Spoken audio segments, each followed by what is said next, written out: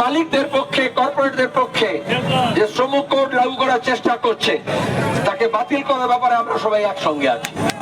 কৃষক তার ফসলের দাম পাচ্ছে না, তাহলে ন্যূনতম যে সহায়ক মূল্য দেওয়ার কথা ছিল, কৃষকদের দীর্ঘ আন্দোলনে তারা দাবি করেছিল, সেখানে দাঁড়িয়ে প্রধানমন্ত্রী কথা দিয়েছিলেন কিন্তু কথা মানেননি।